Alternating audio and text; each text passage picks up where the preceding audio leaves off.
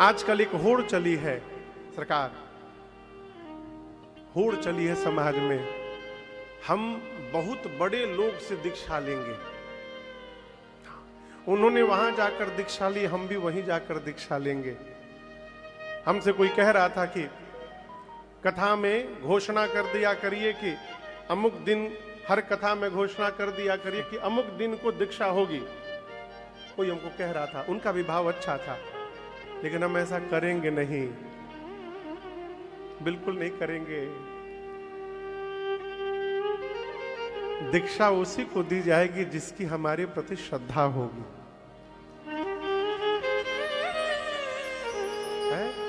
भीड़ थोड़ी जमा करना है। और मैं भी आपसे निवेदन करूं, यहां पर कई लोग हैं जो अभी दीक्षा नहीं लिए होंगे, कई लोग होंगे जो दीक्षा लेने की सोच रहे होंगे, कहां जाएं क्या ना करें। हमारा सीधा कहना है, आप गुरु को न ढूंढिए। एक व्यक्ति ने प्रश्न किया, सरकार क्या दीक्षा लेकर ही भगवत नाम जप करेंगे तो जीवन में फल मिलेगा? क्या बिना दीक्षा लिए भगवत नाम का जप नहीं किया जा सकता है क्या? अब हम आपसे एक प्रश्न कर रहे हैं। एक दवा है जिसका नाम है पैरासीटामोल, 650। आप लोग नाम सुने हैं? बिचवा में बोला करिए। हाँ, नाम सुने हैं ना पैरासीटामोल का? किस काम में यूज होता है, किस बीमारी में? बुखार में, दर्द में काम करता है। कल्पना करिए किसी को बुखार हो जाए, वो बिना डॉक्टर के पास गए, मेडिकल स्टोर पर जाए और वहां से पैरासीटामोल 650 लेके खा ले, तो क्या वो दवा उसको काम नहीं करेगी? दवा उससे कहेगी नहीं नहीं, हम काम नहीं करेंगे जब तक तुम डॉक्टर से प्रिस्क्रिप्शन पर लिखा कर नहीं लाओगे, हम तुमको असर ही नहीं करेंगे। ऐसा होगा क्या? उसी प्रकार भगवान का नाम आप दीक्षा के बाद लीजिए अथवा भगवान का नाम दीक्षा के पहले लीजिए, दोनों समय में भगवत नाम काम करेगा। और मेरा अपना निज मानना है, मैं आपको कहूं, सदगुरु को मत ढूंढिए कि किससे हम जाकर दीक्षा लेंगे। आप भगवत नाम के सहारे लग जाइए, भगवत नाम में निष्ठा बनाइए। यदि आप निष्ठा पूर्वक भगवत नाम के आश्रय में रहेंगे तो ये भगवत नाम जप ही आपको सदगुरु की चरणों तक लेके चला जाएगा और आपका उद्धार करा देगा। आप मत ढूंढिए, सदगुरु आपको ढूंढ लेंगे। आप क्या ढूंढ पाइएगा? इसलिए संबल, भगवत नाम संबल है। प्रातः स्मरणी परम पूज्य श्री पथिक जी महाराज कहते हैं, क्या कहते हैं?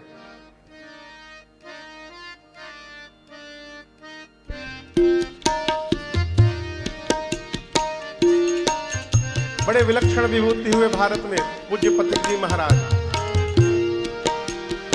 तू संबल नाम का लेकर किनारों से किनारा कर, तू संबल नाम का लेकर किनारों से किनारा कर, किनारों से किनारा कर,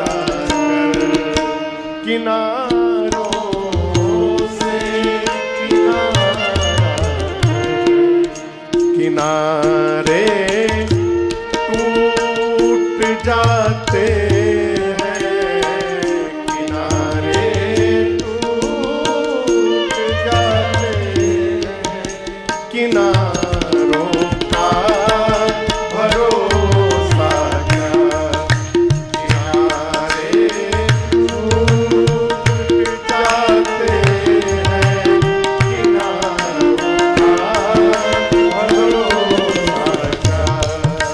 उलझ मत दिल बहारों में, बहारों का भरोसा क्या।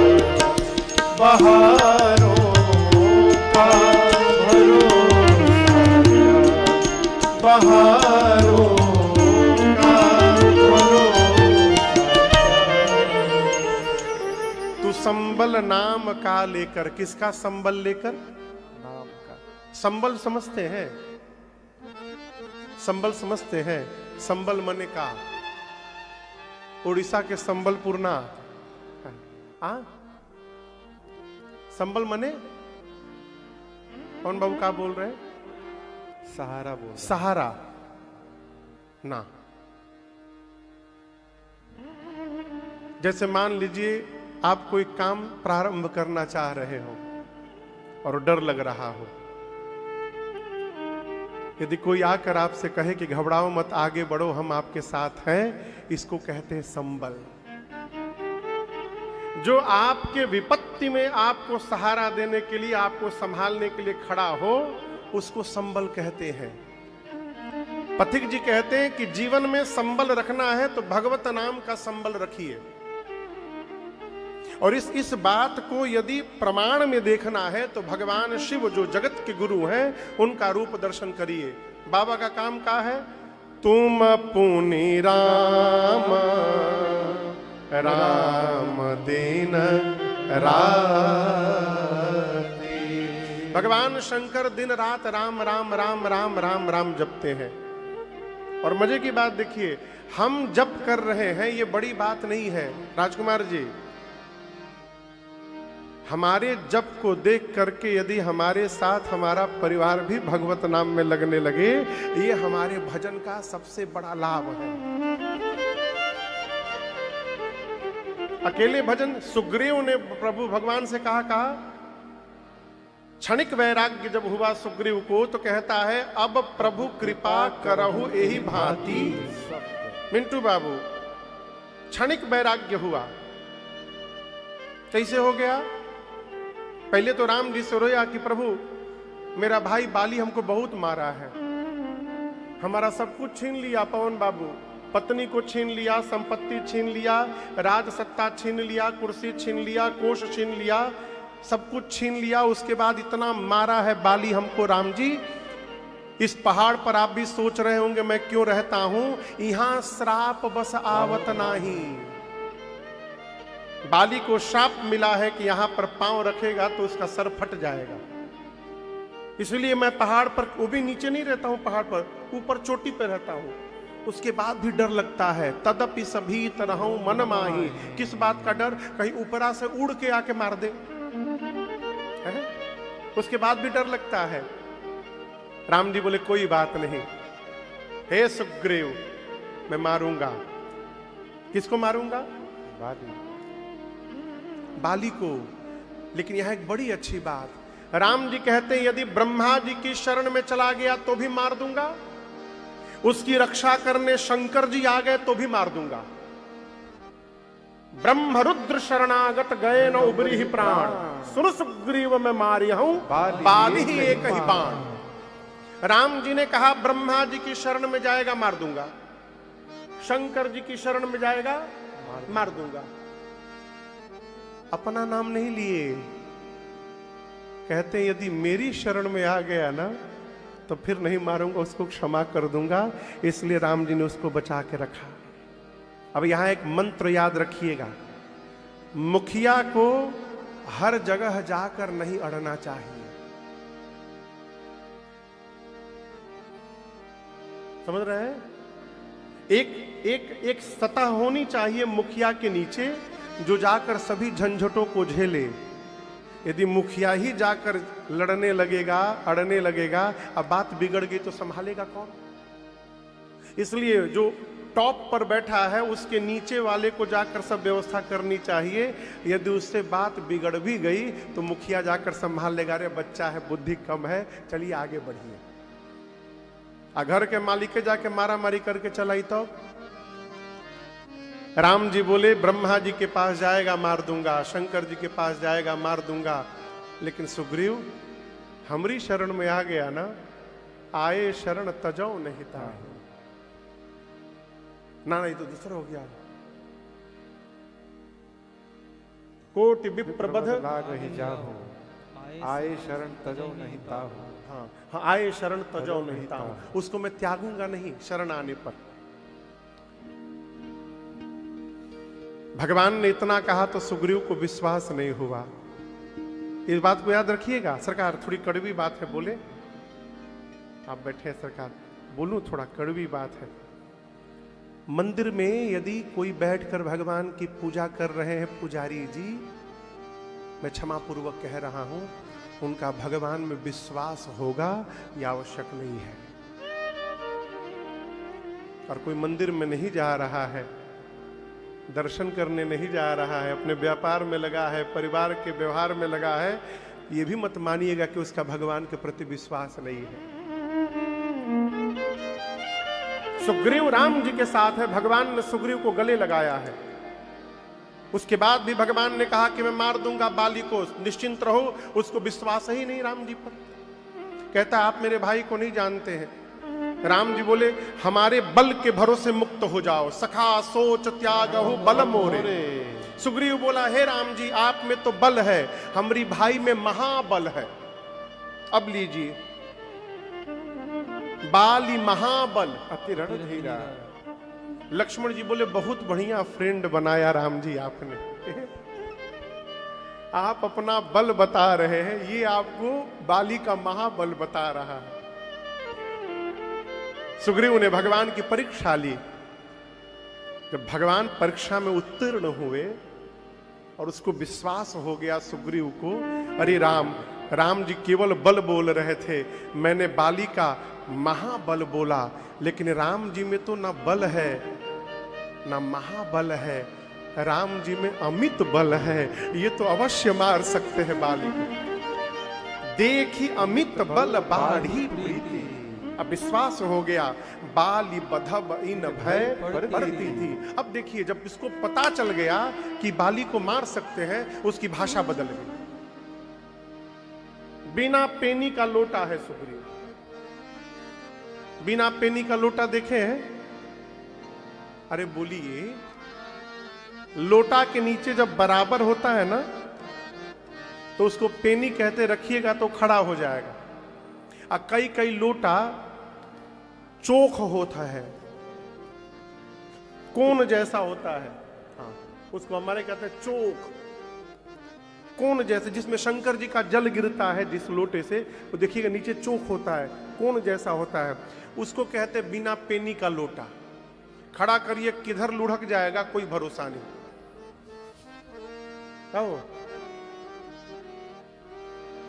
अब तक सुग्रीव कह रहा था कि बाली मेरा शत्रु है। राम जी बोले कहां है, बुलाओ उसको मारूं तुम्हारा शत्रु। अब सुग्रीव बोला कौन शत्रु, कौन शत्रु?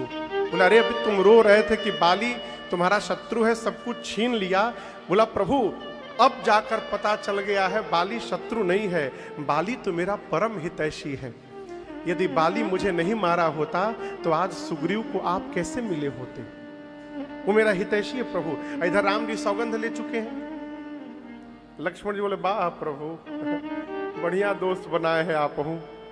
पहले अटेम्प्ट में आपका सौगंध तुड़वाएगा ये। वहां सुग्रीव ने एक बात कही। सुग्रीव कहते प्रभु यदि आपको कृपा करनी है, अब प्रभु कृपा करहु एहि भांति। हे प्रभु यदि कृपा करनी है तो इस प्रकार कृपा करिए। क्या? सब तजी भजन करो दीन राती। सुग्रीव बोले प्रभु ऐसी कृपा करिए, सब कुछ छोड़ छाड़ के आपका भजन करूं। भगवान समझ गए ओ हो ये तो नकली भगत है, क्षणिक वैराग्य जगह है इसका। भगत जो होता है वो सबको छोड़ करके भजन नहीं करता है। जो भगत होता है कैसे जपते हैं? हाँ है, मैं बोला दिन रात तो हम बोल रहे हैं, दिन रात जपते हैं। कैसे जपते हैं? अच्छा, अंतःकरण में कैसे जपते हैं आप लोग बताइए, आप लोग बताइए। आदर के साथ। हाँ, आप में से किसी को समझ में आ रहा है हम क्या पूछ रहे हैं? शंकर जी दिन रात जपते हैं, बाबू बोले अंतःकरण में जपते हैं, हम मान लिए अंतःकरण में जपते हैं, लेकिन कैसे जपते हैं? हाँ देखिए हम लोग ये चार अर्धांगिनी, चलो यो मान लिया अर्धांगिनी के साथ जपते हैं, ठीक बा। ये हम लोग ना 4 दिन कहने सुनने के लिए बैठे हैं, कथा तो गा ही रहे हैं साल भर, कहत सुनत सब कर हित होई, कहत सुनत रघुपति गुण गाथा, कछु दिन रहे तहाँ गिरना था। तो हम लोग कहने और सुनने आए, हम ही 3 घंटा बोलेंगे, कोनो एग्रीमेंट नहीं खे भाई, कोई एग्रीमेंट नहीं हुआ कि हम ही को बोलना, आप भी बोल सकते हैं। शंकर जी जप रहे हैं, हम पूछ रहे हैं कैसे जप रहे हैं, ये बोले निरंतर, चलो मान ले नहीं, और बताइए कैसे जप रहे हैं, तो अंतःकरण में, चलो यो ठीक है, और कैसे जप रहे हैं, तो पत्नी के साथ जप रहे हैं, ये भी मान लिए। फिर पूछ रहे हैं कैसे जप रहे हैं, आदर के साथ, हाँ आदर के साथ, आदर के साथ, ये हुई बात। कैसे जप रहे हैं, सादर जपहु अनंग आराध्य। बहुत बढ़िया। कैसे जप रहे हैं, आदर के साथ जप रहे हैं। आप समझ रहे भैया, आप, हम नहीं कहते आप 24 घंटा जपो, ये शंकर भगवान से सीखने लायक बात है। बाबा जपते हैं ये नहीं है, बाबा कैसे जपते हैं, सादर जपहु अनंग आराध्य जपते हैं। गांव में पाठ होता है, मानस जी के पाठ होता है, घर में भी होता है, कई लोग उसी पाठ को बड़े प्रेम से गाते हैं। कई लोग मंगल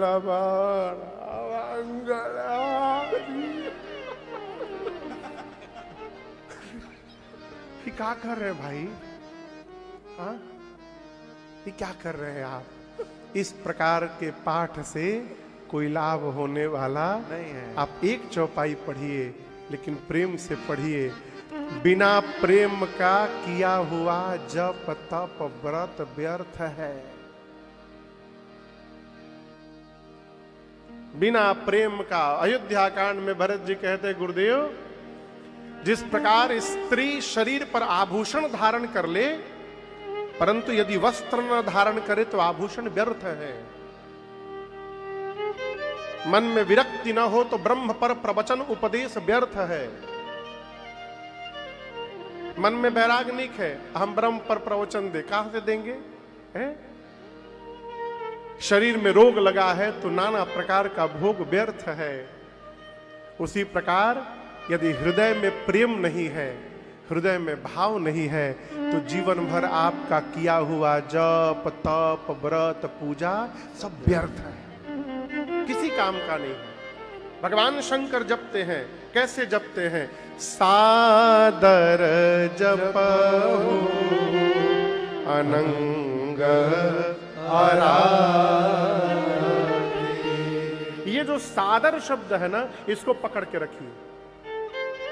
सादर ही जगत में आपको आदर प्रदान कराएगा। कहो, ये भगवान शिव हैं, ये सद्गुरु का व्यवहार है? भगवान शिव त्रैलोक्य के गुरु हैं। बंदे कौन, बोधमयम, कब कब बोधमयम, खाली अतवार के मंगर के ना, नित्यम कौन, गुरुम शंकर रूप। पूज्यपाद गोस्वामी तुलसीदास जी कहते हैं बालकांड में, जो भगवान शंकर बोधमय है, वंदे बोधमयम नित्यम, नित्य बोधमय है। नित्य बोधमय कौन है, जिसको ये पता है कि क्या नित्य है और क्या अनित्य है।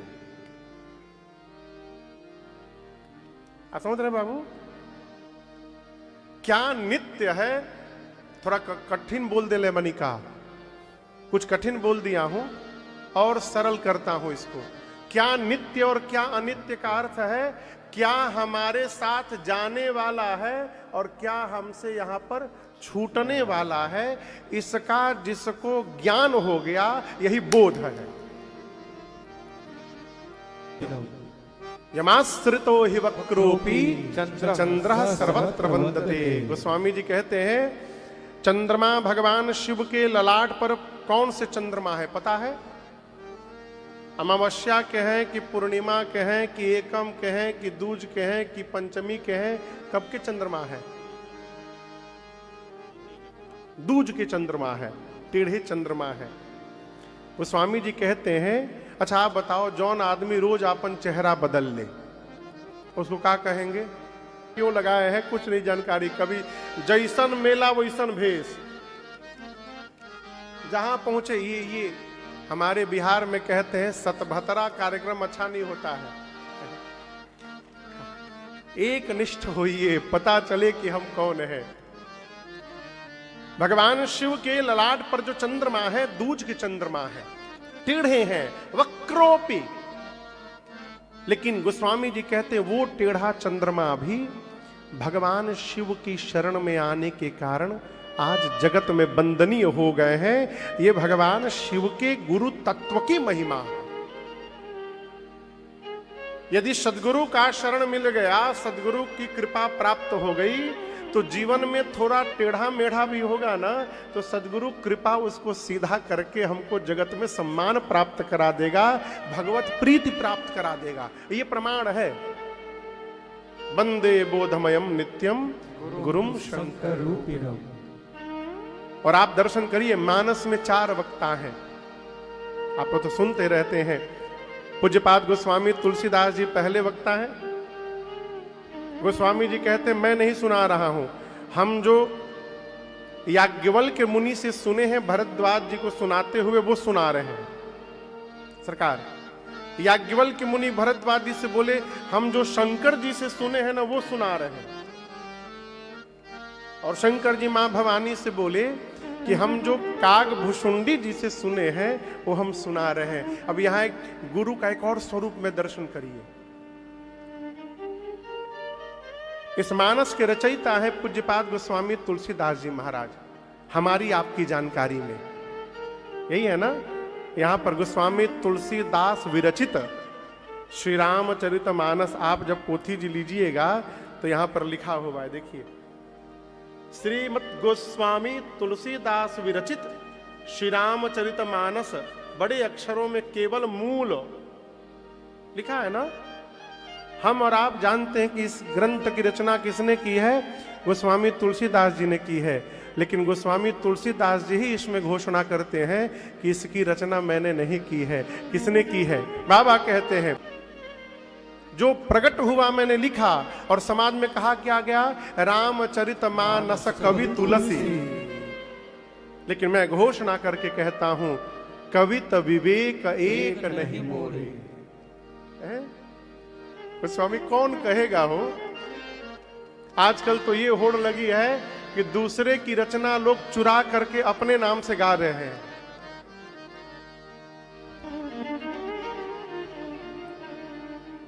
हम लोग जब कथा प्रारंभ किए ना उस समय गीत गाए थे।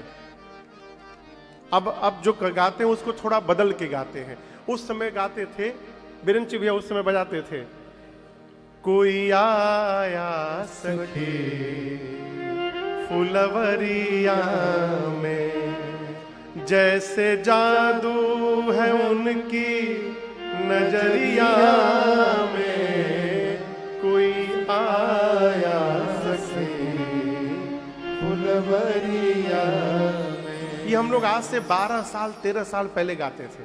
अब क्या गाते हैं? जिनकी चर्चा है कल से नगरिया में, वही आए सखी फुलवरिया में। तो उस गीत को हम लोग, ये हमारा अपना गीत है, हम लोग सरकार 16 साल पहले गाए, पहली राम कथा में। हमारे पास एक बालक रहते थे 12-13 साल पहले।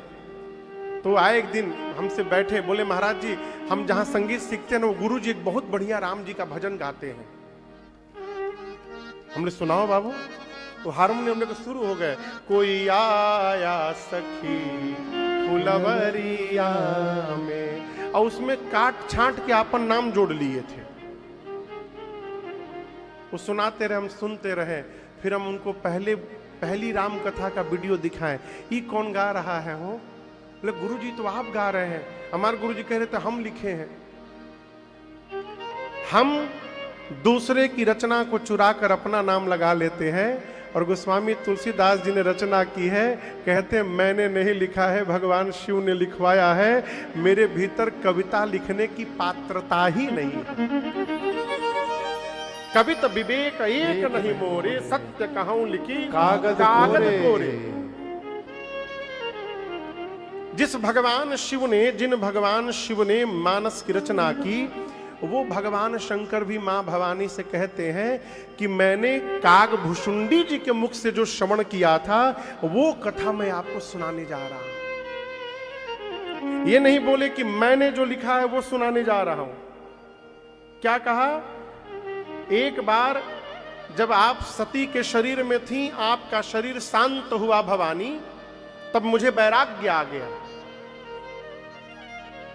कहो, मैं कैलाश छोड़ के निकल पड़ा, इधर भटकता उधर भटकता, भटकते भटकते हिमालय के नीलगिरी पर्वत के पास जाकर मैंने देखा कागभुषुंडी जी महाराज कौवा बनकर व्यासपीठ पर बैठे थे, और वहां सामने सरकार मानस में यहां प्रति में लिखा है वृद्ध वृद्ध विहंग तहां आए। ये कॉन्सेप्ट गलत है। वृद्ध वृद्ध विहंग नहीं आए, वृंद वृंद विहंग तहां आए। वृद्ध कहां आएंगे हो?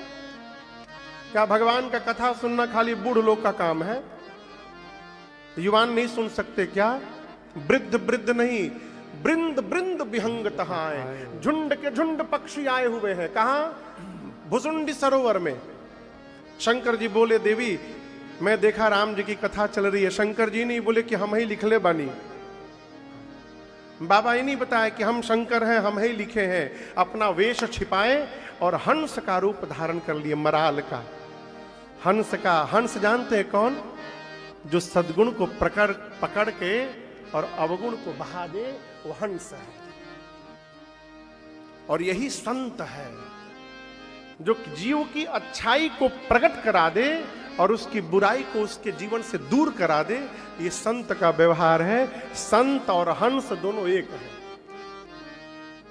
शंकर जी चाहते तो और ही कौन पक्षी बन जाते, कोई भी पक्षी बन सकते हैं, हंस ही काहे बने?